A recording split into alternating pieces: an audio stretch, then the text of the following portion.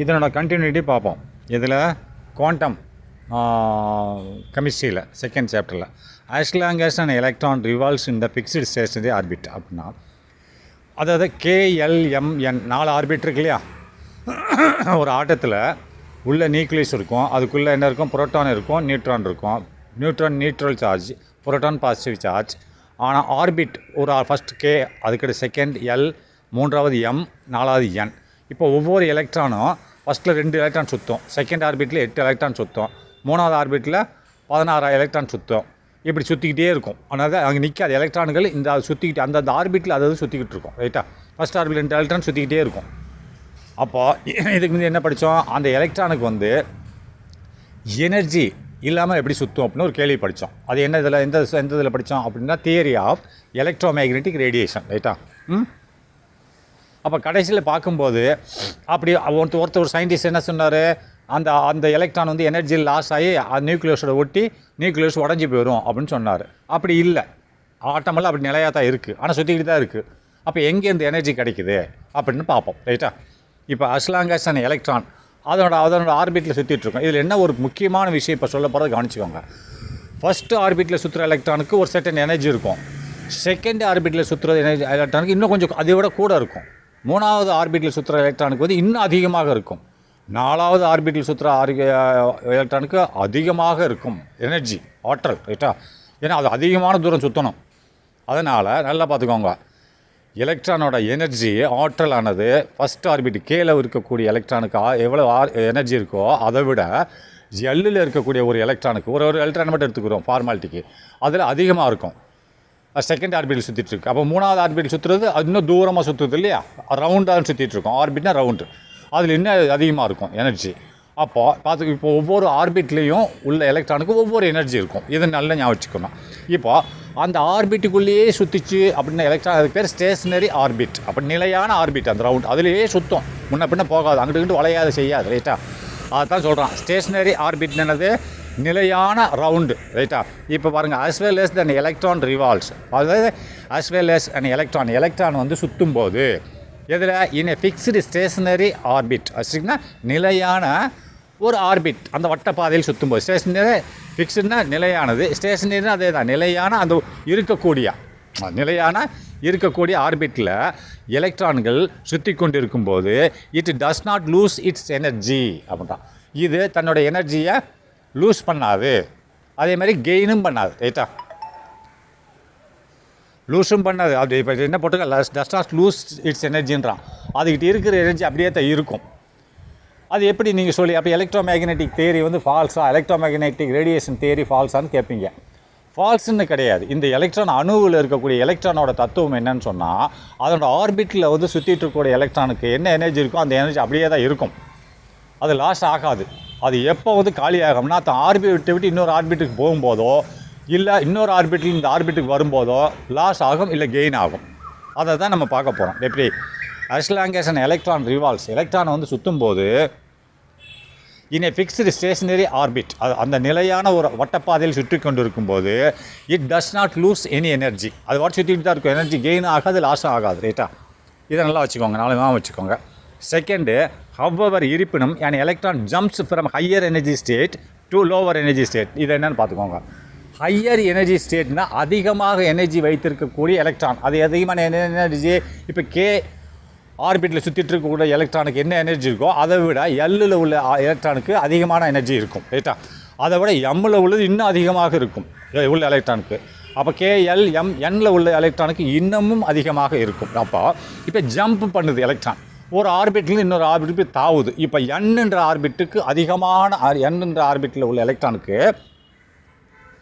அதிகமான எனர்ஜி இருக்கும். அது எண்ணிலேருந்து எம்முக்கு வருது, அதுக்கு முன்னாடி உள்ள ஆர்பிட்டுக்கு. அப்படின்னு என்ன ஆகும், எம்மில் உள்ள, இப்போ நான் உதாரணத்துக்கு சொல்கிறேன், உதாரணத்துக்கு கேல உள்ள எலக்ட்ரானுக்கு 2 இருக்கப்பா எனர்ஜி.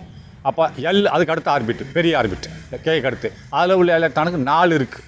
அதுக்கடுத்து KLM அதோட இன்னொன்று ஒரு அடுத்த ஆர்பிட்டு, மூணாவது ஆர்பிட்டு, அதில் உள்ளதுக்கு 6 இருக்குது, 2 4 6. அதுக்கு எண்ணில் உள்ள 8 இருக்குது. அப்போ அந்த 8 எனர்ஜியை வச்சுருக்கக்கூடிய எண்ணில் உள்ள எலக்ட்ரான் எம்ன்ற ஆர்பிட்டுக்கு வருது. அப்போ எம்மில் எவ்வளோ இருக்கணும், 6 தான் இருக்கணும். ரைட்டா. அப்போ எவ்வளோ இருக்கணும்? 6 தான் இருக்கணும். அப்போ தன்னோட ஆர்பிட்டான எண்ணில் இருக்கக்கூடிய ஒரு எலக்ட்ரான் 8 வச்சுருக்கு, 8 எனர்ஜி. ஆனால் அது எதில் ஜம்ப் ஆகுது? 4வது ஆர்பிட்லேருந்து 3வது ஆர்பிட்டுக்கு வருது. அப்போ 3வது ஆர்பிட்டுக்கு வரும்போது அதுக்கிட்ட இருக்கக்கூடிய 8 எனர்ஜியில் 2 எனர்ஜியை லாஸ் பண்ணிடும். ஏன்னா 3வது ஆர்பிட்டில் 6 எனர்ஜி தானே வேணும். அப்போ அது லாஸ் பண்ணும், ரேடியேஷன் பண்ணிடும். அதாவது ஆர்பிட் டு ஆர்பிட் வந்து எலக்ட்ரான் சேஞ்ச் ஆகும்போது தான் லாஸ் ஆகுமா இல்லை கெயின் ஆகுமான்னு பார்க்கணும். இப்போ லாஸ் ஆகும். ஏன் ஆகுனா 4வது ஆர்பிட்டில் 8 இருக்குது, நான் உதாரணத்துக்கு சொல்கிறேன். அப்போது 3வது ஆர்பிட்டில் சுற்றுற எலக்ட்ரானுக்கு 6 தான் வேணும். அப்போ இது 3க்கு வரும்போது 2 எனர்ஜியை ரேடியேஷனில் லாஸ் பண்ணிடும். ரேடியேஷன்னா கதிர்வீச்சு மூலியமாக, எலக்ட்ரோ மேக்னெட்டிக் தியரி மூலியமாக லாஸ் ஆகும். அப்போ அங்கே அந்த இடத்துல தான் எலக்ட்ரோ மேக்னெட்டிக் தியரி வரும். அது தன்னோட ஆர்பிட்டில் சுற்றிக்கிட்டே இருக்கும்போது அந்த எலக்ட்ரோ மேக்னெட்டிக் தியரி இங்கே வராது. ஏன்னா theory of the electromagnet radiation, அது வந்து தியரின்னா கோட்பாடு. என்ன மாதிரி கோட்பாடு அப்படின்னா எலக்ட்ரோ மேக்னெட் மின்காந்த கதிர்வீச்சு கோட்பாடு. அது கோட்பாடு என்ன சொல்லுதுன்னா, every element moving in a path must ரேடியேட்னா லாஸ் த எனர்ஜின்னு சொல்கிறோம். அது ரேடியேஷன் பண்ணத்தான் செய்யும். இப்போ நானே சாப்பிட்டுட்டு வேலை செய்கிறேன்னு சொன்னால் என் உடம்புல இருக்க சாப்பிடும்போது எனர்ஜி எல்லாம் வேர்வை மூலிமா வெளியில் வரும், ரேடியேஷன் ஆகும், ஆவியாக போகும். நான் சாப்பிட்டது எங்கே போச்சுன்னு கேட்க முடியும், ரேடியேஷன் ஆகிட்டே இருக்கும். அப்போ இதனால் வேலை செய்யும்போது எனர்ஜி லாஸ் ஆகும், ரைட்டா? சாப்பிடும்போது எனர்ஜி ப்ரொடியூஸ் ஆகும், ரைட்? இப்போது ஹையர் ஆர்பிட்லேருந்து லோவர் ஆர்பிட். ஹையர் ஆர்பிட்னா பெரிய ஆர்பிட். இப்போ என் பெருசு, எம் சிறுசு, கே எல் இன்னும் சிறுசு, கே வந்து மொதல் ஆர்பிட் இன்னும் சிறுசு. அப்போ ஹையர் ஆர்பிட்லேருந்து லோவர் ஆர்பிட்டுக்கு வரும்போது அந்த எலக்ட்ரானோட எனர்ஜி லாஸ் ஆகும். அப்போ பார்த்துக்கோங்க, E2ன்றது energy of the second orbit. ஈனா என்னது? Energy of electron. Energy of electron in second ஆர்பிட்னு அர்த்தம், 2வது ஆர்பிட். அப்படின்னா கேக்கு அடுத்து உள்ளது கே 1வது ஆர்பிட், எல் 2வது ஆர்பிட். அந்த எலக்ட்ரானுக்கு ஜாஸ்தியாக இருக்குமா எனர்ஜி? இல்லை, E1 எலக்ட்ரான், அதாவது first electron in first orbit. அப்போ கே ஆர்பிட் அதில் இருக்கக்கூடிய எலக்ட்ரானுக்கு வந்து ஜாஸ்தியாக இருக்குமா எனர்ஜி? அப்படின்னா 2வது உள்ள ஆர்பிட்டில் உள்ள E2க்கு தான் எனர்ஜி ஜாஸ்தியாக இருக்கும். அப்போது 2வது உள்ள எனர்ஜி எவ்வளோ? மொதல் உள்ள 2ன்னு சொல்லிட்டேன் கேயில், அது எல்லில் 4ன்னு சொல்லிட்டேன். அப்போது 2வது ஆர்பிட்டில் உள்ள எலக்ட்ரான் மொதல் ஆர்பிட்டுக்கு வரும்போது எனர்ஜி லாஸ் ஆகும். எலக்ட்ரோ மேக்னெட்டிக் தியரி அங்கே செல்லுபடி ஆகும். Theory of the electromagnet radiation. அப்போ அந்த 4 இருக்குல்ல 2வது ஆர்பிட்டில், அதோட எனர்ஜி 4ல் 2 வந்து வேஸ்ட்டாக எனர்ஜி லாஸ் ஆகிடும். அப்போ லாஸ் ஆகிற எனர்ஜி எந்த வடிவத்தில் லாஸ் ஆகும்? ஃப்ரீக்வன்சி. ஒரு எனர்ஜி லாஸ் ஆகுது. இப்போ நீ ஒரு லைட்டை போடுற வீட்டில், பல்ப் எரியுது, வெளிச்சம் தெரியுது. எப்படி வெளிச்சம் தெரியுது? ஃபோட்டான் கதிர்களால் தான் வெளிச்சம் தெரியுது. இப்போ சூரியன் அங்கேருந்து வெளிச்சத்தை கொண்டு வந்துடுறான், சூரியனுக்கு வெளிச்சம் வெளியேறுகிறது. பூமிக்கு அப்படி ஒரு ஃபோட்டான் எவ்வளோ வேகத்தில் ட்ராவல் பண்ணுது? 3 × 10⁸ மீட்டர்/செகண்ட். ஒரு செகண்டுக்கு இவ்வளோ மீட்டர் ட்ராவல் பண்ணுது, ரைட்டா? அப்போது ஒவ்வொன்றோட இது ஃபோட்டான் கதிர்கள். இந்த சுவிட்சும் அப்படி தான், பல்பும் ஃபோட்டான் கதிர்கள் மூலிமா போகுது. அது எப்படி? அலைவரிசையில் தானே போகுது, அலையாகத்தானே வரும். பாசிட்டிவ் ஆம்பிளிட்யூட், நெகட்டிவ் ஆம்பிளிட்யூட், இப்படி தான் வரும், ரைட்டா? அப்போ இதில் பாருங்கள், செகண்ட் ஆர்பிட்லேருந்து ஃபஸ்ட் ஆர்பிட்டுக்கு தவுது எலக்ட்ரான். அப்போது என்ன ஆகுது? அது என்ன? The excess energy is emitted. Excess எனர்ஜினா அதுக்கு தேவை 2 தான், ஃபஸ்ட் ஆர்பிட்டுக்கு 2 தான் தேவை. அப்போ இது ஃபஸ்ட்டு 2வதுல 4 இருக்குது. அப்போ ஃபஸ்ட்டு இதுக்கு வரும்போது 2 போதும், மீதி 2 எக்ஸஸ் எனர்ஜி, அதிகமான எனர்ஜி, ரைட் தானே? ஃபஸ்ட் ஆர்பிட்டுக்கு 2 போதும். ஆனால் இது செகண்ட் ஆர்பிட்டில் உள்ள எலக்ட்ரான் ஃபஸ்ட் ஆர்பிட்டுக்கு வருது.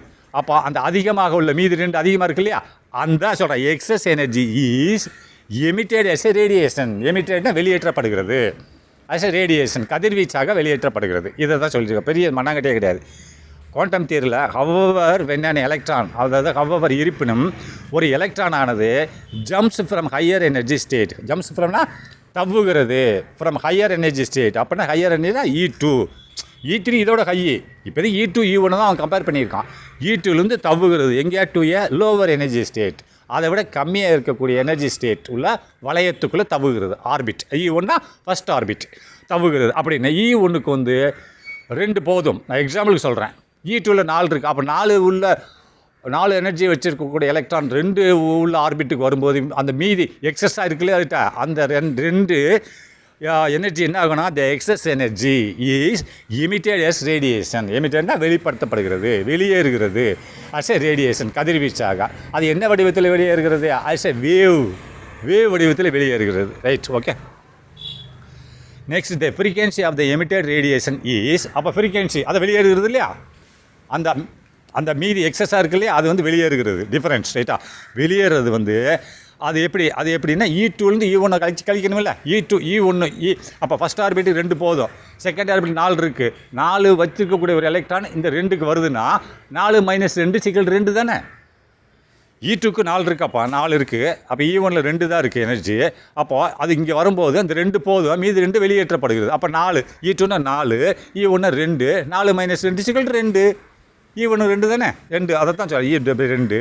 அது என்ன பண்ணியிருக்கான், இஸ் ஈக்குவல் டு HVன்னு போட்டுட்டான். HVன்னு சொன்னால் ஹெச்ன்ற ஃப்ளெமிங் கான்ஸ்டன்ட், ஃப்ளாங்க் கான்ஸ்டன்ட், ரைட்டா. ஃப்ளாங்க்ன்ற ஒரு சயின்டிஸ்ட் கண்டுபிடிச்ச ஒரு கான்ஸ்டன்ட், நான் ஏற்கனவே சொல்லி கொடுத்துருக்கேன். அது எதுக்கு வருது, when an electron jumps from one orbit to another orbit, whatever it may be, the higher orbit to lower orbit or lower orbit to higher orbit.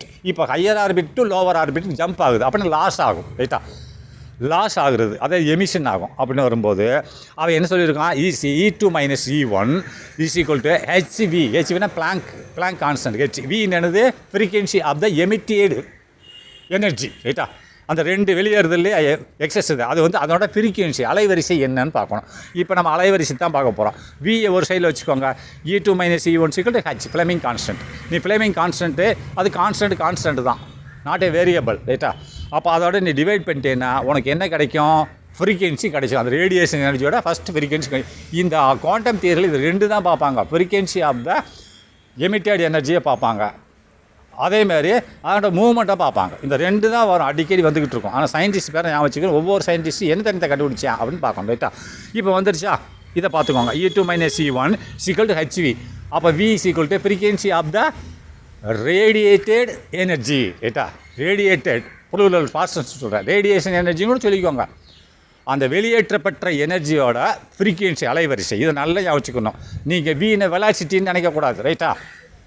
எஃப்னா தான் ஃப்ரீக்வன்சி. ஆனால் இந்த கான்செப்டில் V = ஃப்ரீக்வன்சி ஆஃப் த, நல்லா பார்த்துக்கணும், வெளியேற்றப்பட்ட எனர்ஜியோட ஃப்ரீக்வன்சி. ஒன்று movement ஆகுது, நீ வெலாசிட்டினாலே வச்சுக்க, மூவ்மெண்ட் ஆனால் கூட அதில் ஃப்ரீக்வன்சி இருக்குன்னு அர்த்தம். ஒரு பொருள் நகலும் போதே அலையாக தான் நகலும், ரைட்டா. அதனால தான் ஃப்ரீக்வன்சியை கவுண்ட் பண்ணிடுறான், ரைட்டா. Frequency = E2 - E1 / H, blank constant. சரி, நெக்ஸ்ட்டு கன்வெர்சிலின்னு சொன்னால் இதற்கு மாறாக இப்படி வச்சுக்கிறோம். இதான் இப்போது ஹை எனர்ஜி லெவல்லேருந்து லோ எனர்ஜி லெவலுக்கு வருது. அப்போனா ஹையில் வந்து அதுக்கு அதிகமாக இருக்குது. அப்போ இப்போ நான் உதாரணத்துக்கு 2ஆம் நம்பர் ஆர்பிட், அதாவது எல் தான், அதில் 4 இருக்குது. 1ஆம் நம்பர் ஆர்பிட்டில் உள்ள எலக்ட்ரானுக்கு 2 இருக்குது. அப்போ ஹையில் உள்ளது லோவுக்கு ஜம்ப் ஆனால் அதில் E2 - E1. இப்போ லோவில் உள்ளது ஹைக்கு ஜம்ப் ஆகணும். யார் கொடுப்பா எனர்ஜி, அது இருக்கிற எனர்ஜி லாஸ் பண்ணும். இதில் higher orbit to lower orbit. இப்போ கண்ட்ராவர்சி இதற்கு எதிர்மாறாக அடுத்ததுக்கு வந்துட்டான். என்ன வந்துட்டோன்னா, from lower orbit to higher orbit. அப்போ கேன்றது தான் லோவர் ஆர்பிட். கேல ஒரு எலக்ட்ரானுக்கு ஒரு எனர்ஜி எவ்வளோ இருக்குது, 2 இருக்குது. அப்போ கேக்கு அடுத்து என்ன ஆர்பிட்டு, எல் ஆர்பிட். அதில் 8 எலக்ட்ரான் இருக்கும், ரைட்டா. கேல வந்து 2 எலக்ட்ரான் இருக்கும், இருக்கா. இது ஆக்டட் ரூல்ஸ் ஃபுல் பண்ணுறது, ஆக்டட் ரூல்ஸ். இப்போ கேல உள்ள ஒரு எலக்ட்ரான், அது எல்லில் உள்ள ஒரு எலக்ட்ரான் கேக்கு வந்தது higher energy to lower energy. அப்போ அதில் இருக்கக்கூடிய மீதி எனர்ஜி லாஸ் ஆகிடுது. அதை E2 - E1 / Planck constant = V என்னது, radiation, frequency of the radiation. என்னது, ரேடியேஷன் எனர்ஜி, ரைட்டா. ரேடியேஷன் எனர்ஜின்னு சொல்லணும். இப்போ லோவர்லேருந்து ஹையருக்கு போகுதப்பா. இப்போ 2 தான் இருக்குது கேல, அதுக்கு எனர்ஜி. இப்போ 4க்கு போனால் 2 வேணுமே, அதுக்கு 2 எனர்ஜி இருந்தால் தான் 4க்கு போக முடியும். அப்போ அதுக்கு தான் கண்ட்ராவர்சி சொல்கிறேன் பாருங்க. எப்படி கண்ட்ராவர்சினா, இதற்கு மாறாக, இதுக்கு முந்தைய என்ன சொன்னால் ஹையர் டு வந்தான், அதான் கண்ட்ராவர்சினா மாறாக. when suitable energy is supplied, அந்த சூட்டபிள் தேவைப்படும் ஆற்றல் கொடுக்கப்படுகிறது.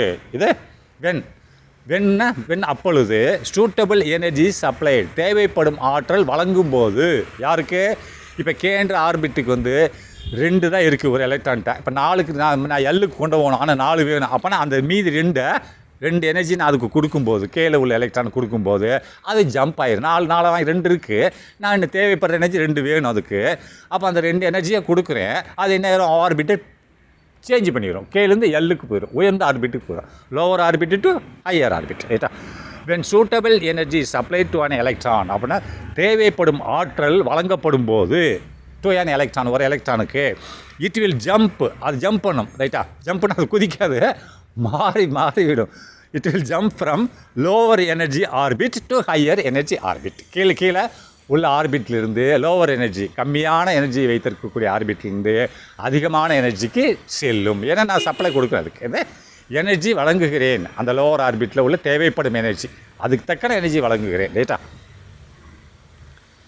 நெக்ஸ்ட்டு அப்ளையிங் போர்ஸ் பாஸ்டுலேட்ஸ் அப்படின்னா அப்ளை போர்ஸோட தத்துவம். போர்ஸ் விஞ்ஞானி, அவரோட தத்துவம் தானே நம்ம இதுக்கு முந்தைய பார்த்தோம். மொத்தம் 3 பேர், ரைட்டா? ரூதர்ஃபோர்ட், ஜான்சன் அண்டு போர்ஸ் பார்த்துருக்கோம். போர்ஸ் எதை யூஸ் பண்ணியிருக்காரு? பிளாங்கோட இதை யூஸ் பண்ணியிருக்காரு, பிளாங்க் கான்ஸ்டன்ட்டை யூஸ் பண்ணியிருக்காரு. இப்போ போர்ஸ் பாஸ்டுலேட்ஸ், போர்ஸோட தத்துவத்தின் பிரகாரம். பாஸ்டுலேட்னு என்னது? அவரோட அறிக்கையின் பிரகாரம், அவர் சமர்ப்பித்ததின் பிரகாரம். பாஸ்டுலேட்னு என்ன வேணாலும் போட்டுக்கலாம் அந்த இடத்துல சயின்ஸில். அவர் கண்டுபிடிச்சதின் பிரகாரம், அவர் சொன்னதின் பிரகாரம், அவர் தத்துவத்தின் பிரகாரம், என்ன போட்டாலும் ஓகே தான். உங்களுக்கு எது புரியுது? அப்ளையிங் போர்ஸ் பாஸ்டுலேட்ஸ் அப்படின்னா போர்ஸ் சொன்னதின் பிரகாரம் டு எ ஹைட்ரஜன் லைக் ஆட்டம். ஹைட்ரஜனுக்கு எத்தனை ஆட்டம் இருக்குது? ஒரே ஒரு எலக்ட்ரான் தான் இருக்குது, ரைட்டா? ஒரே ஒரு எலக்ட்ரான். டு எ போர்ஸ் என்ன சொல்கிறாருன்னா அப்ளையிங் போர்ஸ் பாஸ்டுலேட்ஸ், போர்ஸோட தத்துவங்களை நாம் பயன்படுத்தும் போது, போர்ஸ் பாஸ்டுலேட்னா போர்ஸோட தத்துவங்களை பயன்படுத்தும் போது, அப்ளைனா பயன்படுத்தும் போது to a hydrogen like atoms, hydrogen போன்ற அணுக்களுக்கு. ஹைட்ரஜனுக்கு என்ன இருக்குது? 1 தான் இருக்குது. அட்டாமிக் நம்பர் என்ன? 1. அட்டாமிக் மாஸ் நம்பர் 1 தான், ரைட்டா? அப்போ லைக் ஆட்டம், லைக்னா உதாரணமாக ஹைட்ரஜன் போன்ற ஆட்டங்கள் ஆகிய 1 எலக்ட்ரான் ஸ்பீசஸ்னால் எலக்ட்ரான் இனங்கள்.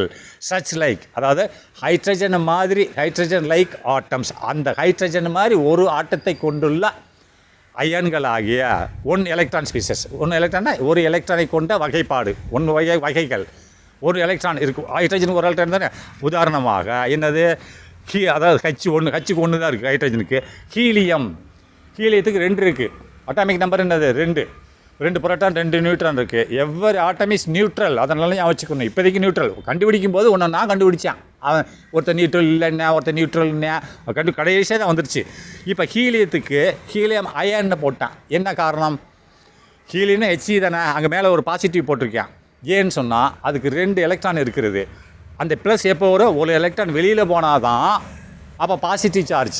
புரோட்டான் 2 இருக்கும், எலக்ட்ரான் 2 இருந்தால் ஹெச்இ தான் போடணும். அப்போது ஒரு எலக்ட்ரான் வெளியில் போயிடுச்சு, அப்போ என்ன இருக்கும்? லாஸ்ட் ஆர்பிட்டில் 1 தான் இருக்கும், ரைட்டா? அப்போ 1 இருக்கும்போது ஹெச்இ ப்ளஸ் அந்த ஹீலியமானது ஹீலியம் அயனாக மாறிவிடும், ரைட்டா? ஏன்னா ஒரு புரோட்டான் சார்ஜ் ஜாஸ்தியாக இருக்கிறது. நெக்ஸ்ட்டு லித்தியத்துக்கு எத்தனை? Atomic number 3. அப்போ அதில் ஒரு எலக்ட்ரான் வெளியில் போயிடுச்சுன்னு சொன்னால் லித்தியம் எலக்ட்ரான் எவ்வளோக்கு 2 தான் இருக்கும். அப்போ லித்தியம் பாசிட்டிவ் அயனாக மாறிடும், ரைட்டா? அப்போ லித்தியம் என்னது? 2+2 பாசிட்டிவ் வச்சிருக்கு, ரைட்டா? இது எல்லாமே இதோட அட்டாமிக் நம்பர் என்னது? ஹெச்சுக்கு 1, ஹீலியத்துக்கு 2. அட்டாமிக் நம்பர் சொல்கிறேன், ஹீலியம் அயனாக இருக்குங்க. அதேமாதிரி லித்தியத்துக்கு என்னது? அட்டாமிக் 3. அவ்வளோதான். அதுக்கெல்லாம் இவர் இதுக்குள்ளே தான் போர் சயின்டிஸ்ட் பண்ணியிருக்காரு. இன்னும் நம்பர் ஆஃப் எலக்ட்ரான்ஸ் ஜாஸ்தியாக இருக்கிற ஆட்டங்களுக்கு இவர் பண்ண முடியலை. இன்னும் இவரோட டிசெஃபிஷியன்சி வரும், பார்த்துக்கோங்க. சச்சஸ் இவர் பண்ணது என்னது? அப்ளையிங் போர்ஸ் பாஸ்டுலேட் அப்படின்னா போர்ஸோட தத்துவங்களை கடைபிடிக்கும் போது, இல்லை நம்ம கொண்டு வரும்போது to a hydrogen like atoms, hydrogen போன்ற அணுக்களாகிய 1 எலக்ட்ரான் ஸ்பீசஸ், ஒரு எலக்ட்ரானை கொண்டது லாஸ்ட் ஆர்பிட்டில், ரைட்டா? Such as hydrogen, helium ion and lithium 2+ ion, ரைட்டா? இதுகளை எடுத்துக்கிட்டிங்கன்னா த ரேடியஸ் இதில் உதாரணமாக the radius of the nth orbit அப்படின்னா ஒரு ஆட்டம் இருக்குது. இப்போ நான் ஃபஸ்ட் ஆர்பிட் நீ சொல்லிடுற 1 கேன்ட்டு, அடுத்து எம்முன்னு சொல்லிடுறேன், அதுக்கடுத்து KMLன்னு சொல்லிடுறேன் 3வது ஆர்பிட்டுக்கு. 4வது ஆர்பிட்டு என்னன்னு சொல்கிறேன். அதோட அட்டாமிக் நம்பர் 200க்கு மேலே இருக்குன்னு வச்சுக்கிறோமே. அப்போ அங்கே முடியுமா? 4வது ஆர்பிட்டில் முடியுமா? முடியாது. 5வது ஆர்பிட்டுக்கு போவோம், 6வது ஆர்பிட்டுக்கு போவோம், 7வது ஆர்பிட்டுக்கு போவோம், 8வது ஆர்பிட்டுக்கு போகும்ல எலக்ட்ரான். நீ எலக்ட்ரான் 2, 8 டிவைட் பண்ணிட்டே வா. 2n(n)2 தானே. நீ டிவைட் பண்ணிட்டே வந்தேன்னு சொன்னால் அது 250 இருக்குன்னு வச்சுக்கிறோமே. யுரேனியமில் 234 நினைக்கிறேன். அதெல்லாம் போயிட்டுருக்கோம். அது எத்தனாவது ஆர்பிட்டில் முடியும்னு தெரியல. அதான் லாஸ்ட் ஆர்பிட்டுக்கு அவன் என்னன்னு கொடுத்துருக்கான், ரைட்டா? அப்போது த ரேடியஸ்ன்றது நியூக்ளியஸ் சென்டர்லேருந்து அந்த ஆர்பிட்டுக்குள்ளே தூரம், ரைட்டா? இப்போ ஃபஸ்ட் ஆர்பிட்டுக்குள்ளே தூரம் எவ்வளோ இருக்கும்? நியூக்ளியஸ் சென்டர்லேருந்து நெருங்கி இருக்கும். அப்போ என்னன்ற ஆர்பிட்டுக்கு எவ்வளோ? இன்னும் கொஞ்சம் தூரமாக இருக்கும், ரைட்டா? அதாவது ரேடியஸ் ஆஃப் த ஆட்டம்னா நியூக்ளியஸ் சென்டர்லேருந்து அதோட ஆர்பிட்டுக்குள்ளே தூரம் ரைட்டா, ரேடியஸ் ரைட்டா, அதுதான் சொல்கிறான் the radius of the nth orbit. அப்படின்னா என்னன்னா ஒரு ஏதாவது ஒரு இப்போ 10 இருக்கலாம் 15 இருக்கலாம் ஒரு ஆர்பிட்டு. அந்த ஆர்பிட்டோட ரேடியஸ் வந்து and the energy of the electron அதை பார்த்துக்கோங்க. அந்த அந்த ஆர்பிட்டோட ரேடியஸு ஒன்று பார்த்துக்கணும். ஆர்பிட்டால் தான் ரேடியஸ் என்னன்றது ஏதாவது வச்சுக்கோ, இந்த இடத்துல 10 கூட வச்சுக்கோ. அந்த ஆர்பிட்டோட ரேடியஸ்னால் from centre of the nucleus to அந்த ஆர்பிட்டுக்கும் and the energy of the electron revolving in the nth orbit were derived. அந்த ஆர்பிட்டில் சுற்றிட்டு இருக்கக்கூடிய அண்ட் த எனர்ஜினா ஆற்றல் ஆஃப் த எலக்ட்ரானின் ஆற்றல் ரிவால்விங் இந்த nth ஆர்பிட் வேர் டிரைவ்டு. அப்படி ரிவால்விங் சுற்றி கொண்டு இருக்கக்கூடிய அந்த ஆர்பிட்டில் சுற்றி கொண்டு இருக்கக்கூடிய எலக்ட்ரானின் ஆற்றலை விளக்கப்படுகிறது. Were derived. இனிமேல் தான் விளக்க போகிறேன். என்னது ஒரு nth ஆர்பிட்டோட radius first radius of the nth orbit ஒன்று யார் போர் இப்போ விளக்க போகிறார் ரைட்டா. அடுத்து நெக்ஸ்ட்டு என்னது the energy of the electron. அந்த nth ஆர்பிட்டில் சுற்றிட்டு இருக்கக்கூடிய எலக்ட்ரானோட எனர்ஜினா ஆற்றல் வேர் டிரைவ்டு, அது விளக்கப்பட போகுது. இப்போ நல்லா பார்த்துருங்க. அந்த nth ஆர்பிட்டோட ரேடியஸ் ஒன்று அண்டு அந்த ஆர்பிட்டில் சுற்றிட்டு இருக்கக்கூடிய ஒவ்வொரு எலக்ட்ரானோட ஒரு எலக்ட்ரான் எனர்ஜி இன்னொரு எலக்ட்ரானுக்கு இருக்கும். அந்த ஒரு ஆர்பிட்டில் ஒரு எலக்ட்ரானுக்கு என்ன எனர்ஜி இருக்கோ அதை இன்னொரு எலக்ட்ரானுக்கு இருக்கும். ஆர்பிட் மாறி வரும்போது மாறும். அப்போது நல்லா பார்த்துக்கோங்க. The energy of the electron, அது எலக்ட்ரான் எனர்ஜி. அந்த ஆர்பிட்டை நம்ம ரேடியஸ் கண்டுபிடிச்சோம். அதுக்கடுத்து எனர்ஜி ஆஃப் த எலக்ட்ரானோட எனர்ஜி, அந்த ஆர்பிட்டில் சுற்றிட்டு இருக்கக்கூடிய எலக்ட்ரானோட energy revolving in that nth orbit ரைட்டா வேர் டிரைவ்டு, அது விளக்கப்படப்படுகிறது. எவ்வாறாகனா the result are as follows, கீழ்கண்ட மாதிரி விளக்கப்பட போகிறது. எப்படின்னு பாருங்கள். இப்போ ரேடியஸ் ஆஃப் த nth ஆர்பிட்னு சொல்லிட்டான். அதுக்கு தான் விளக்கம். ஆர்னது ரேடியஸ், கீழே என்னன்னு போட்டிருக்கான் nth ஆர்பிட். நல்லா இப்போ கரெக்டாக பார்த்துக்கணும். சிம்பிளை நல்லா ஞாபகம் வச்சுக்கணும். ஆர் கீழே n போட்டேன்னா அதாவது ரேடியஸ். எதுக்கு ரேடியஸ்? அந்த ஆர்பிட்டுக்கு. ஆனால் ஆர்பிட் எத்தனாவது ஆர்பிட்டு? n நம்பராவது orbit. அந்த எண்ணுக்கு பதில் நீ 10 போட்டேன்னா 10வது ஆர்பிட்டோட ரேடியஸ்னு அர்த்தம். போதுமா? அதை நீங்கள் கண்டுபிடிக்க போகிற. இது காமனாக கொடுத்து இப்போ 1ன்னு போட்டு எண்ணுக்கு பதில் அப்படின்னா first number of the radius. இதுக்கு என்னவாக இருக்கும்? ஹைட்ரஜனுக்கு 1 தான் இருக்கும். n = 1 தான் இருக்கும். R 1. அப்போ first orbit of the radius, first ஆர்பிட்டோட ரேடியஸ் அது எவ்வளோ ஆரத்தில் இருக்குது, நியூக்ளியஸில் இருக்குதுன்னு சொல்லலாம். இப்போ Rn அப்படின்னா nth ஆர்பிட் ரேடியஸ் அப்படின்னு அர்த்தம். ரேடியஸ் ஆஃப் இது இப்படி படிச்சுக்கலாம். Rnனா ரேடியஸ் ஆஃப் n ஆர்பிட் ரைட்டா is equal to 0.529 into angstrom ரைட்டா. ஆங்ஸ்ட்ரோம்னு என்னது? ஆங்ஸ்ட்ரோம்ன்றது ஒரு நீளத்தை கணக்கிடும் நீளம். ஆங்ஸ்ட்ரோம்ன்றது ஆட்டங்களில் வரும். இப்போ நீங்கள் ஸ்கேலை வச்சு மெஷர்மெண்ட் பண்ணுறீங்களா? இந்த பேப்பர் எவ்வளோ நீளத்தில் இருக்குது அளான்னு சொன்னால் நீ ஸ்கேலை வச்சு பண்ணிடுற. ஆட்டத்துக்குள்ளே இருக்கக்கூடிய நீளத்தை அளப்பதற்கு பயன்படுத்தப்படும் அளவீட்டுக்கோள் ஆங்ஸ்ட்ராம். 10⁻⁻10 மீட்டர் போதுமா? ஒரு ஆங்ஸ்ட்ராம் ஈக்குவல் டு 10⁻⁻10 -10 நல்லா வச்சுக்கணும். 10⁻⁻10 அப்போ 1/10 கீழே. அப்போ எவ்வளோ கம்மி? இதுதான் ஒரு ஆங்ஸ்ட்ராங்னு சொல்லுவாங்க. 1 ஆங்ஸ்ட்ராங் ANGSTORM ஆங்ஸ்ட்ரோம் ரைட்டா. ஆங்ஸ்ட்ரோம்னா 10⁻⁻10 மீட்டர். அப்போது இதனால் பார்த்துக்கோங்க. இது என்னது? இது ஆரத்தை கவுண்ட் பண்ணணும். அந்த அணுக்கு ஆட்டத்துக்குள்ளே ஆட்டமே கண்டுக்கு தெரியாது. அதுக்குள்ளே போய் நியூக்ளியஸ்குள்ளே ஒரு புள்ளியை வச்சு அதுக்குள்ளே அந்த ஆர்பிட் வரைக்கும் ஒரு புள்ளியை வச்சு கோடு வரையணும். அதுதான் ரேடியஸு. அதுக்கு நீளம் எவ்வளோன்னு எதை வச்சு அளப்பேன்? அதுதான் அதுக்கு தான் அளக்கிறதுக்கு தான் இந்த ஆங்ஸ்ட்ராங்கிட்ட ஒரு அளவுகோல். இது என்னது? ஆங்ஸ்ட்ராங் ANGSTROM புக்கில் கொடுக்கல ரைட்டா, நீங்கள் எழுதிக்கோங்க. 1 angstrom is equal to 10⁻⁻10 metre ரைட்டா. அப்போது divided by Z 1 angstrom into நல்லா பார்த்துக்கோங்க 0.529 ஆங்ஸ்ட்ராங் n². அது n² என்னது? n என்னது? நம்பர் ஆஃப் த ஆர்பிட்னு அர்த்தம். அந்த ஆர்பிட்டோட எண்ணிக்கை. அதாவது மோஸ்ட்லி சொல்லிட்டு Rn என்னது? Radius of the nth orbit. அப்போ இது n ஆர்பிட். இப்போ 5வது ஆர்பிட்னா n பதில் 5 ரைட்டா. 5² போட்டுக்கணும். 5² போட்டு டிவைடட் பை Z. இதெல்லாம் எழுதி வச்சுக்கணும் சைடில். Z என்னது? Atomic number of that particular atom. எந்த ஆட்டத்தோட நீ ரேடியஸ் கண்டுபிடிக்க போறியோ ஆர்பிட்டோ ரேடியஸு, அந்த ஆட்டத்தோட atomic number, not a mass number. Atomic mass number கிடையாது, அட்டாமிக் நம்பர். அப்படின்னா number of electron or number of proton what ever maybe same தான். என்னது? சில இதில் ஐசோபாரில் தான் மாறி இருக்கும் ரைட்டா. இதில் நம்பர் ஆஃப் எலக்ட்ரான்ஸ்னு அர்த்தம். அது அட்டாமிக் நம்பர் தான் Z. அப்போ என்னன்னு என்னது? நம்ம ஆர்பிட்டோட எண்ணிக்கை எத்தனாவது ஆர்பிட்டில் இது சுற்றிக்கிட்டு இருக்குது. இப்போ 1வது ஆர்பிட்டு 2வது, அதான் number of the orbit. Number ஆஃப்னா எண்ணிக்கை இல்லை, எத்தனாவது ஆர்பிட் அதுதான் குறிக்கும். எண்ணு 5வது ஆர்பிட்டா 6வது ஆர்பிட்டா. அப்போ 6 என்னனால அது தான் ரேடியஸ் ஆஃப் தட் ஆர்பிட். ரைட்டா? அப்போ என்ன வருது? அப்போ ஆர்என் சீக்கிள் டு இப்போ 0.529 ஆங்ஸ்டாங். ஆங்ஸ்டாங்னா ஒரு ஆங்ஸ்டாங் என்ன 10⁻⁻10ன்னு அர்த்தம். Into n square. n square என்னது? அந்த ஆர்பிட் எத்தனாவது ஆர்பிட் அந்த அதனோட மல்டிப்ளை டிவைடட் பை இசட். இசட்னா atomic number of that particular atom. எந்த ஆட்டத்தை நம்ம பண்ண போகிறோமோ அந்த ஆட்டம். ரைட்டா? இது என்ன சொல்லியிருக்கேன்?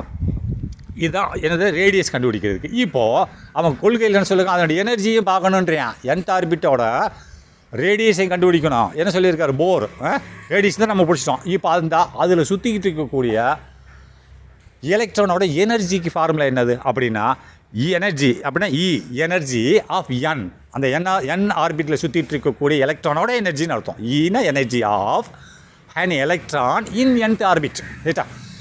என்ன மீனிங் என்னது? எனர்ஜி ஆஃப் யாரோட எனர்ஜி? ஆஃப் எலக்ட்ரான் எங்கே இருக்குது? இந்த nth ஆர்பிட். இதே எண்ணுக்கு பதில் நான் 2வது ஆர்பிட் இப்போ கே மொதல் ஆர்பிட், 2வது எல்லில் உள்ள ஒரு எலக்ட்ரானோட ரேடியேஷன் நான் பார்த்துடுறேன். அங்கே மேலே 6 எண்ணுக்கு பதில் 2 போட்டுடுறேன். இங்கே 2வது ஆர்பிட்டில் உள்ளதுக்கு போனால் 2ன்னு போடுவேன். என்ன போடுவேன்? அங்கே n சீக்கிள்ட்டு E2ன்னு போடும். இதுதான் 2nd ஆர்பிட்டில் இருக்கக்கூடிய எலக்ட்ரானோட எனர்ஜின்னு அர்த்தம். Is equal to -13.6 electron volt. இது என்னது? Electron volt. அப்படி எலக்ட்ரான் வோல்ட்டுன்னு என்ன அப்படின்னு பார்த்தீங்கன்னா, இப்போ 1 வோல்ட் பேட்டரியில் நான் ஒரு எலக்ட்ரானுக்கு உந்துதல் கொடுக்குறேன், சார்ஜஸ் கொடுக்குறேன். அப்போது அது எவ்வளவு அந்த 1 வோல்ட் பேட்டரியிலேருந்து எவ்வளவு சார்ஜை பெற்று இயங்க செய்கிறதோ அதற்கு பேர் தான் 1 எலக்ட்ரான் வோல்ட்னு சொல்லுவாங்க. ரைட்டா? வோல்ட்னது 1 ஸ்மால் வீல போட்டு கேபிட்டல் எலக்ட்ரான் வோல்ட்னா, இப்போ நான் 1 வோல்ட் டிசி பேட்டரி வச்சுருக்கேன். அதில் அந்த 1 வோல்ட் திறனை பெற்றுக்கொண்டு ஒரு எலக்ட்ரான் ஆனது எவ்வளோ தூரம் இயங்குகிறதோ அதற்கு பேர் தான் 1 எலக்ட்ரான் வோல்ட்னு சொல்லுவாங்க. அப்போது இது எப்படி நீ பண்ண? என்ன energy of the electron in nth orbit. அங்கே energy radius of the electron in n orbit தான் பார்த்தோம். அப்போ இது energy of the electron in nth orbit is equal to -13.6 electron volt. Zed capital zed போடணும். ஸ்கொயர். இஜெட் ஸ்கொயர்னா atomic number of that atom. ரைட்டா? Divided by n square. n என்னது? அந்த ஆர்பிட்டோட number. எத்தனை? 2வது ஆர்பிட் 2வது ஆர்பிட். ரைட்டா? போட்டின்னு இது வந்துடும். இது என்னது? இந்த எனர்ஜின்றது என்னது? ஒரு ஆட்டத்துக்கு தான். ரைட்டா? இதே ஒன்லி ஃபார் 1. இப்போ ஹைட்ரஜன் ஒரு ஆட்டம். இப்போ 1 மோல் ஆஃப் த ஹைட்ரஜன் நான் சொல்கிறேன். அதுக்கு எவ்வளோ போய் பார்ப்பேன்? இப்போ இது நான் சொல்கிறது பாருங்கள். En = அதே இது போட்டுட்டு டிவைடட் பை n ஸ்கொயர் அப்படி தான் போட்டிருக்கான். இப்போ போட்டால் இது எது? ஒரு ஆட்டத்துக்குள்ள எனர்ஜி, ஒரு ஆட்டத்தில் இருக்கக்கூடிய ஒரு எலக்ட்ரானோட எனர்ஜின்னு சொல்லுவாங்க. ரைட்டா? இப்போ இதே ஒரு மோல்னு வரும்போது, மோல்னு என்னது? ஒரு மோல் அப்படின்னு நான் ஏற்கனவே சொல்லி கொடுத்துருக்கேன். மோலுன்னா 6.022 × 10⁻23 நம்பர்ஸ் ஆஃப் தட் ஆட்டம். அவ்வளோ ஆட்டங்களை கொண்டது தான் ஒரு மோல். ரைட்டா? இப்போ அதுக்காக ஒரு மோல் ஆஃப் த ஆட்டம்னு சொன்னால் 6.022 அவகோரா நம்பர். ரைட்டா? 6.022 2 3 போட்டுக்கோ, எதை போட்டாலும் சரி தான். 6.022 × 10⁻23 numbers of that particular particle or particular atom, particular element, whatever it maybe. ரைட்டா? இவ்வளோ எண்ணிக்கையில் இருக்கணும். இருந்தால் தான் அதுக்கு பேர் மோல். 1 மோல்னு சொல்லுவாங்க. அது அந்த நம்பருக்கு பேர் என்னது? Avogadro number. நல்லா ஞாபகம். இப்போ அவகோரா எண்ணிக்கையில் பார்ப்போம். அப்போது energy of the nth orbit of an electron is equal to என்னது? அதில் வேறு இதில் வேறு ஒரு மாறிக்கணும், பார்த்துக்கோங்க. இதில் மனப்படம் வச்சுக்கணும். -1312.8 கிலோ ஜூல். ரைட்டா? Kilo joule per mole. ஒரு மோலுக்கு அங்கே பை ஆட்டம். ஒரு ஆட்டத்தில் உள்ள ஒரு எலக்ட்ரான், இங்கே ஒரு மோலில் உள்ள எலக்ட்ரான்களுக்கு. ரைட்டா? அப்போது பார்த்துக்கோங்க, கிலோ ஜூல்னு போட்டுக்கணும். ரைட்டா?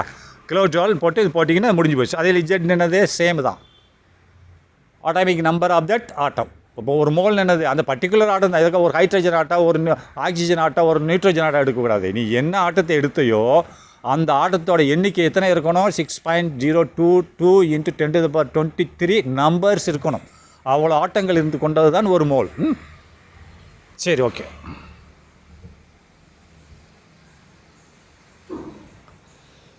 ஷபா. The detailed derivation of Rn and En will be discussed in 12th.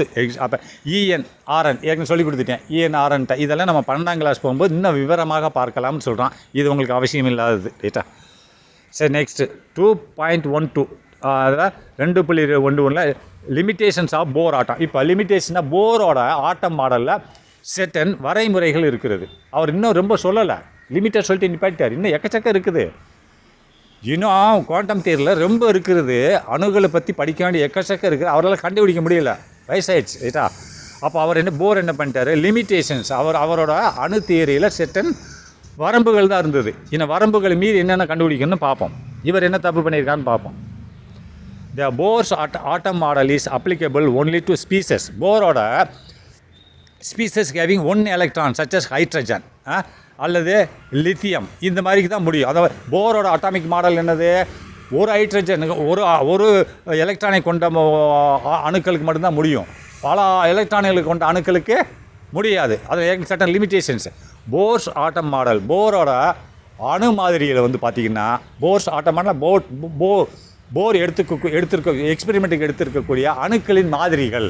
இப்போ ஹைட்ரஜன் எடுத்திருக்காரு, ஹீலியத்தை எடுத்திருக்காரு, லித்தியம், அது அணுக்களின் மாதிரிகளானது இஸ் அப்ளிகபிள்னா நிகழ்த்தப்படுகிறது. எவ்வாறாக, ஒன்லி டு ஸ்பீசஸ், ஒன்லி இந்த இனங்களுக்கு மட்டும்தான் நிகழ்த்தப்படுகிறது. எந்த இனங்கள், இந்த ஹைட்ரஜனு, லித்தியமு, இந்த ஹீலியத்துக்கு தான் முடியுது. ஏன்னா இதோட அட்டாமிக் நம்பர் 1, 2, 3, இதுக்கு 1, அதுக்கு 2, இது 3, இந்த மாதிரி சின்னதுகளுக்கு தான் முடியாது. தவிர பெரிய அட்டாமிக் நம்பரை கொண்டதுக்கு இவரால் விவரம் கொடுக்க முடியலை, எக்ஸட்ரா, இவ்வளோ தான் முடியுது. And not applicable to multi electron atom. இந்த பார்த்தீங்களா, நாட் அப்ளிகபிள்னால் செயல்படுத்த முடியல, இவரோட தியரியை செயல்படுத்த முடியல. நாட் அப்ளிகபிள், செயல்படுத்த முடியல. யாருக்கு, டு மல்டி எலக்ட்ரான் ஆட்டம், பல எலக்ட்ரான்களை கொண்ட அணுக்களுக்கு. இப்போ யுரேனியம் 200 சம்திங், அதுக்கெல்லாம் இந்த ஃபார்முலா செல்லாது. அதனால் டு மல்டி எலக்ட்ரான் ஆட்டங்களுக்கு இது செல்லுபடி ஆகலை. Right. Next, it was unable to explain the splitting of spectral lines in the presence of a magnetic field and or an electric field. அப்படினால பார்த்துக்கோங்க. இன்னொன்று இருக்குது. இப்போது இப்போ சன்லைட்டில் வருது, ஒரு பிம்பம் வருது ரைட்டா. இப்போ சூரிய கதிர் வருது. நான் இப்படி என்னோடய பிரிசம் பார்த்துருக்கீங்களா, லேபரேட்டரியில் போய் பிரிசத்தை வைக்கிறேன். அது பிரிசத்தில் அப்படி பட்ட உடனே ராமன் கலர்ஸ்ன்னு நான் சொல்லி கொடுத்துருக்கேன். ராமன் கலர் அது 7 கலர்களாக பிரியும், பார்த்துருக்கீங்களா. பிரிசத்தில் பட்டு அப்படியே பிரிஞ்சு எனக்கு அந்த சைடில் நான் திரையை வச்சுன்னா ஒரு கலர் தான், சூரிய வெளிச்சத்தில் ஒரு கலர் தான் எனக்கு வெள்ளையாக வருது. அது என் பிரிசத்தில் ஒரு சைடில் பட்டு அப்படியே டிஃப்ராக்ஷன் ஆகி என்ன ஆகுதுன்னா இன்னொரு திரையில் எனக்கு 7 கலர்களாக தெரிகிறது. அதை தான் என்ன சொல்கிறான்னு சொன்னால் ஸ்பெக்ட்ரல் லைன்ஸ்னு சொல்கிறான். அதாவது ஸ்பெக்ட்ரல் லைன்ஸ் என்னது, நிறமாலைன்னு சொல்லுவாங்க ரைட்டா. அந்த ஒரு கதிராக வரக்கூடியதை பல நிறங்களாக கதிர்கள் பிரிக்கப்படுகிறது. அதுக்கு இவர்கிட்ட எந்த ஒரு எக்ஸ்பிளனேஷன் கிடையாது. இட் வாஸ் அன்னேபிள், இவரால் முடியலை. இதால் முடியும். இட்டுன்னு எதை குறிக்கிறது, அவரோட தத்துவம், போர்ஸ் தத்துவத்தை குறிக்கிறது. It was unable to explain விவரிக்க முடியல. த ஸ்பிளிட்டிங்கை பிரிவது. இப்போ பிரியுது இல்லையா, ஒரு கதிர் பல கலர்களாக பிரிகிறது. ஸ்பிளிட்டிங் ஆஃப் ஸ்பெக்ட்ரல் நிறமாலை, ஸ்பெக்ட்ரல் லைன்ஸ், நிறமாலை கதிர்கள் ரைட்டா. நிறமாலை கோடுகள்னு சொல்லலாம். நிறமாலை கோடுகள்னு அதான் இந்த சாதாரண வரக்கூடிய லைட்டில் பிரிசத்தில் பட்டு டிஃப்ராக்ஷன் ஆகுது இல்லையா, டிஃப்ராக்ஷன் ஆகி பல கலர்களாக தெரியுது. அதைத்தான் சொல்கிறான் ஸ்பெக்ட்ரல் லைன்ஸ்ன்னு சொன்னால் நிறமாலை கோடுகள். அப்படின்னா நிறங்களை கொண்ட கோடுகள் ரைட்டா. பிரியுது இல்லையா, பிரிஞ்சு போகிறது தான் சொல்கிறான். காமனாக வர்ற லைட்டு சாதாரண லைட்டு, சூரிய வெளிச்சம். அதுலேருந்து பிரிஞ்சு போகுது, அதை ஸ்பெக்ட்ரல் லைன். ஸ்பெக்ட்ரல்னால் நிறமாலை கோடுகள், ஒவ்வொரு நிறத்தை கொண்ட கோடுகள்னு அர்த்தம். இந்த மாதிரி பிரிஞ்சு போகுது, ஸ்பில்டிங்கில் பிரிஞ்சு போகுது, ஒரு லைன் பிரிஞ்சு போகிறத இந்த presence of the magnetic field. அது எப்போ பிரியுது, ஒரு மேக்னெட்டிக் ஃபீல்டு நீ அதை அப்ளை பண்ணும்போது அந்த ஒரு கதிரானது பல நிறங்களாக பிரிகிறது. இதை கண்டுபிடிச்சவர் யார் அப்படின்னா ஜீமன் எஃபெக்ட். ஜீமன் என்ற ஒரு விஞ்ஞானி கண்டுபிடிச்சார். ஒரு கதிர் வெள்ளையாக வரக்கூடிய கதிர், அதுக்கு நடுவில் நான் எதை பாய்ச்ச போகிறேன், மேக்னெட்டிக் ஃபீல்டு அப்படின்னா காந்தப்புலனை பாய்ச்சும்போது அந்த கதிரானது பல நிறக்கதிர்களாக மாறுகிறது. நிறக்கதிரில் ஸ்பெக்ட்ரல் லைன்களாக மாறுகிறது. இதை கண்டு மேக்னெட்டிக் ஃபீல்டு மூலமாக அந்த ஸ்பெக்ட்ரல் லைனாக மாற்றக்கூடியதை கண்டுபிடித்தது யார், ஜீமன் என்ற சயின்டிஸ்ட்டு. அதே மாதிரி அல்லது எலக்ட்ரிக் ஃபீல்டு மூலியமாக போகும்போதும் அந்த மாதிரி நிறமாலைகள் மாறும். 2 ஃபீல்ட்லேயும் மாறும். மேக்னெட்டிக் ஃபீல்டு வச்சாலும் மாறும், எலக்ட்ரிக் ஃபீல்டை வச்சாலும் மாறும். ஆனால் மேக்னெட்டிக் ஃபீல்டை வச்சு மாற்றினது யார், ஜீமன்ற ஒரு விஞ்ஞானி. எலக்ட்ரிக் ஃபீல்டை வச்சு மாற்றினது ஸ்டார்க் எஃபெக்ட்னு சொல்லுவாங்க. ஸ்டார்க்குன்ற ஒரு விஞ்ஞானி ரைட்டா. இதை பற்றி அவர் சொல்லவே இல்லை. அப்போ இதில் இன்னமும் இருக்குதுன்னு அர்த்தம். இன்னும் அணுக்களில் எவ்வளோ இப்போ நீங்கள் படிக்கையெல்லாம் சொல்லி முடிச்சிட்டாங்க, படிச்சிட்ருக்கீங்க. ஆரம்பத்தில் இவங்கெல்லாம் என்ன கஷ்டப்பட்டாங்கன்னு உங்களுக்கு சொல்கிறாங்க. ரைட்டா? சரி, ஓகே, அவ்வளோதான். அடுத்த வீடியோவில் பார்ப்போம்.